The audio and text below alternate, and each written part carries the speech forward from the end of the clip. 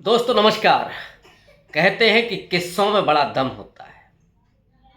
किस्से वो परतों के भीतर की सच्चाइयों को लेकर के आते हैं जिन्हें सीधे सीधे नहीं कहा जा सकता, और किस्सों के जरिए जो संदेश दिए जाते हैं वो सीधे तीर की तरह चुभते हैं।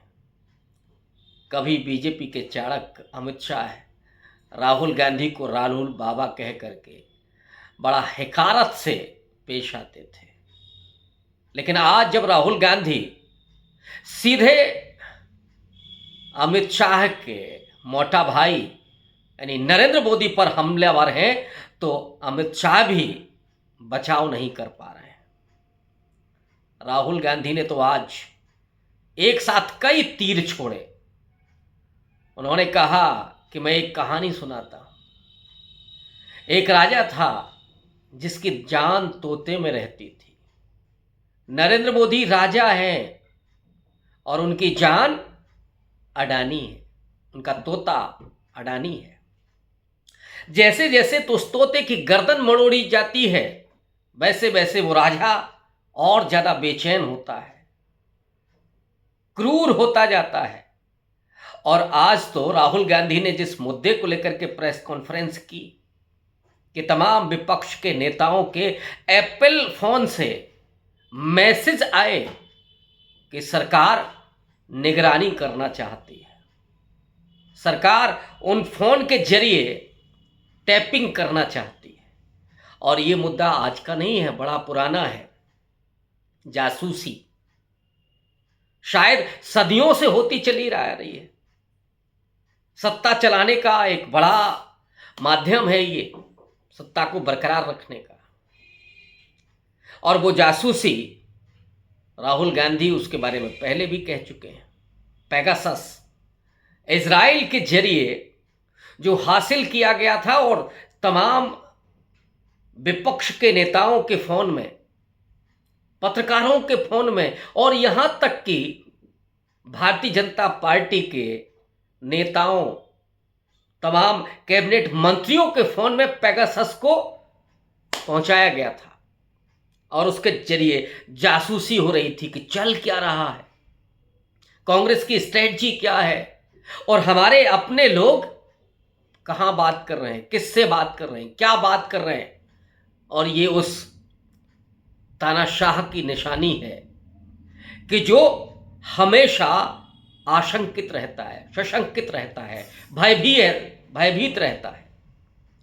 और नरेंद्र मोदी पेगासस जो उन्होंने प्राप्त किया था, जैसा राहुल गांधी ने आरोप लगाया, उस पेगासस के लिए तो उन्होंने इजराइल का शुक्रिया भी अदा किया। अभी तो वो फिलिस्तीन और इजराइल के युद्ध में पहले ही दिन इजराइल के पक्ष में ट्वीट कर चुके हैं। वो बात अलग है कि बाद में उनको लगा कि विदेश नीति के मामले में गड़बड़ हो रहा है, तो उन्होंने बदल दिया, उसको फिलिस्तीन के पक्ष में खड़े हो गए। लेकिन ये जो हमला है राहुल गांधी का कि जैसे जैसे उस तोती की गर्दन मरोड़ी जाती है, वैसे वैसे वो राजा क्रूर होता जाता है। और वो राजा क्या कर रहा है, वो हमले कर रहा है। ईडी की जगह जगह छापे पड़ रहे हैं। उन 5 राज्यों के चुनाव में जहां नरेंद्र मोदी जाने की हिम्मत नहीं कर पा रहे हैं, जिस दिन से चुनाव की तारीखों का ऐलान हुआ है उस दिन से कोई जनसभा नरेंद्र मोदी की नहीं हुई है। मुझे तो कभी कभी लगता है कि नरेंद्र मोदी चारपाई पर भी करवटें बदलते होंगे जब भाषण नहीं दे पाते होंगे। और जब 2014, 2019 में वो हजारों और लाखों की भीड़, उन्मादी भीड़, वो समर्थक भीड़ जब नरेंद्र मोदी की जय जयकार करती थी, वो अद्भुत नशा होता है, सत्ता का नशा, समर्थकों का नशा। लेकिन अब जब विश्वसनीयता रसातल को चली गई है नरेंद्र मोदी की, लोग टीवी पर चेहरा देख करके चैनल बदल लेते हैं, ऐसे में कितनी बेचैनी बढ़ती हो। स्टारडम का जो मजा है, जो नशा है, वो शायद किसी और नशे के बराबर भी नहीं कहा जा सकता उसको। अब कैसे बेचैनी के साथ वो रात और दिन गुजारते होंगे मोदी जी। लेकिन उन्होंने अपनी तमाम एजेंसियों को छोड़ रखा है, राजस्थान में उस ईडी ने क्या किया? वहां के कांग्रेस पार्टी के प्रदेश अध्यक्ष के यहां ही एक और नेता अशोक गहलोत के करीबी, उनके यहां ईडी के छापे। अशोक गहलोत के बेटे वैभव गहलोत के को सम्मन जारी हो गया। अशोक गहलोत ने तो हमला करते हुए यहां तक कहा कि जितने कुत्ते नहीं घूम रहे उतनी ईडी घूम रही है इस समय भारत में। अभी तो अरविंद केजरीवाल को भी सम्मन आ गया 2 नवंबर का। इसके पहले मनीष सिसोदिया को बुक कर दिया गया, 6 महीने से ज्यादा हो गए वो जेल में है। संजय सिंह को गिरफ्तार किया गया। और क्यों गिरफ्तार किया गया? अब महुआ मोइत्रा को अंदर करने की बारी है। और ये क्यों किया गया? क्योंकि इन सब ने अडानी और मोदी के रिश्तों के बारे में तल्ख टिप्पणियां की थी, तल्ख सवाल किए थे। राहुल गांधी ने कभी पूछा था, वो तस्वीर दिखा करके जिसमें मोदी जी अडानी के हवाई जहाज में बैठे हुए हैं बड़े आराम की मुद्रा में। पार्लियामेंट में पूछा था राहुल गांधी ने, मोदी जी अडानी के साथ रिश्ते क्या हैं, ये रिश्ते क्या कहलाते हैं? तो फिर संसद की सदस्यता गई, घर भी छिन गया। और ईडी ने तो उसके पहले ही राहुल गांधी और श्रीमती सोनिया गांधी को परेशान किया था। घंटों पूछताछ हुई और निकला कुछ नहीं। क्योंकि ईडी का अपना जो ट्रैक रिकॉर्ड है उसकी सफलता का वो 0.4% है। यानी 1000 में से केवल 4 लोग पाए जाते हैं अपराधी, उन पर चार्जशीट होती है। उनकी नज़र में सजा कितनों को मिलती होगी ये नहीं कहा जा सकता, लेकिन 4 ही सिर्फ चार्जशीट के लायक मिलते हैं ईडी को।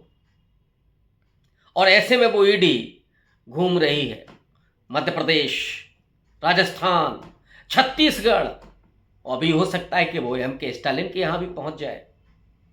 आज आम आदमी पार्टी के प्रवक्ताओं ने यही कहा कि तेजस्वी का भी नंबर आएगा, अखिलेश यादव के यहां भी ईडी आ सकती है। अभी यहां तो गनीमत है कि नहीं आई है, क्योंकि इन्होंने अडानी पर अभी सवाल नहीं पूछे। यानी उस तोते की जान को, उसकी गर्दन को नहीं मरोड़ा है जो राहुल गांधी ने कहा।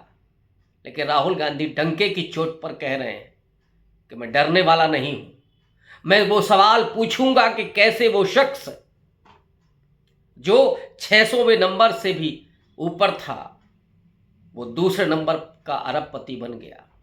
हिंडनबर्ग की रिपोर्ट ने जो भारत के सबसे बड़े व्यापारिक घोटाले का आरोप लगाया है और जो 20,000 करोड़ की संपत्ति आई है, जो शेयर में घपलेबाजी हुई है, उसकी जांच होनी चाहिए।